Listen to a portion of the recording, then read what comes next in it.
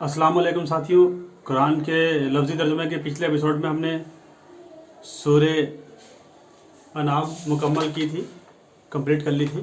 आज इंशाअल्लाह हम कुरान की 7वीं सूरा सूरे अल-अराफ शुरू करेंगे। तो उसके बारे में आपको कुछ बता दूं कि सूरे अल-अराफ ये मक्की सूरत है। इसमें अरबी के 14,635 हरूफ हैं, 3,387 अल्फाज हैं, 206 आयतें हैं और 24 रुकू हैं। तो मैं अब इस सूरा का तर्जुमा शुरू करने जा रहा हूँ। तो शुरू करता हूँ। औज़ु बिल्लाहि मिनश शैतानिर रजीम, बिस्मिल्लाहिर रहमानिर रहीम। अल्लाह के नाम से जो बहुत मेहरबान रहम करने वाला है। अलिफ लाम मीम साद। ये किताब तुम्हारी तरफ नाजिल की गई, बस इससे तुम्हारे सीने में कोई तंगी ना हो, ताकि तुम इसके ज़रिए से डराओ और ईमान वालों के लिए नसीहत है। उसकी पैरवी करो जो तुम्हारे रब की तरफ से तुम पर नाजिल किया गया है, और पीछे ना लगो उसके सिवा, और रफ़ीकों के बहुत कम तुम नसीहत कबूल करते हो। और हमने कितनी ही बस्तियां हलाक की, बस उन पर हमारा अजाब रात को सोते में आया या दोपहर को आराम करते।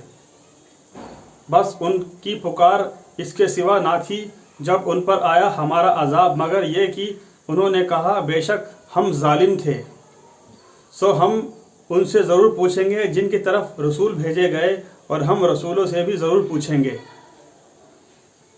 अलबत्ता हम उनको अपने इल्म से अहवाल सुना देंगे, हम गायब न थे।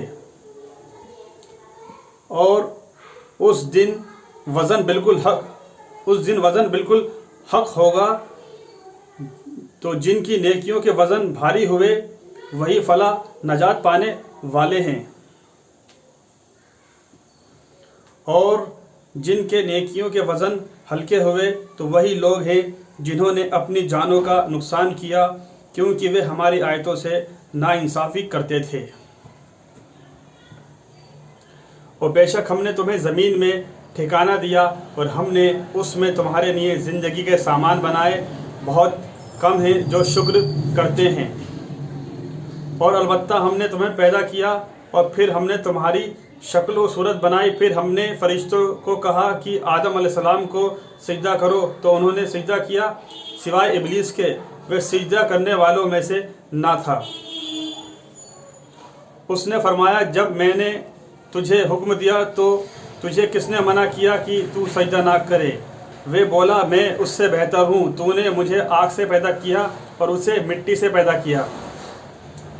फरमाया बस तू यहाँ से उतर जा, तेरे लिए लायक नहीं कि तू गुरूर और तकब्बुर करे। यहाँ बस निकल जा, बेशक तू जलीलों में से है। वे बोला मुझे उस दिन तक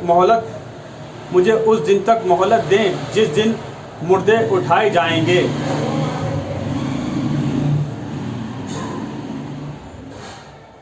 वे बोला मुझे उस दिन तक मोहलत दें जिस दिन मुर्दे उठाए जाएंगे। फरमाया बेशक तू मोहलत पाने वालों में से है। वे बोला जैसे तूने मेरे गुमराह होने का फैसला किया है, मैं भी गुमराह करने ज़रूर बैठूंगा उनके लिए तेरे सीधे रास्ते पर। फिर मैं उन तक ज़रूर आऊँगा, उनके सामने से और उनके पीछे से और उनके दाएं से और उनके बाएं से, और तू उनमें से अक्सर को शुक्र करने वाले ना पाएगा। फरमाया यहाँ से निकल जा जलील मरदूद होकर उनमें से जो तेरे पीछे लगा, अलबत्ता मैं ज़रूर जहन्नम को भर दूंगा तुम सब से। ए आदम अलैहिस्सलाम, तुम और तुम्हारी बीवी हव्वा जन्नत में रहो, बस तुम दोनों खाओ जहाँ से तुम चाहो, और उस दरख्त के करीब ना जाना, अगर ऐसा करोगे तो जालिमों में से हो जाओगे। बस वसवसा डाला शैतान ने उनके दिल में, ताकि उनके सतर की चीज़ें जो उनसे पोशीदा थीं उनके लिए जाहिर कर दे। और बोला तुम्हारे रब ने तुम्हें उस दरख्त से मना नहीं किया, मगर इसलिए कि कहीं तुम फरिश्ते हो जाओ या हो जाओ हमेशा रहने वालों में से।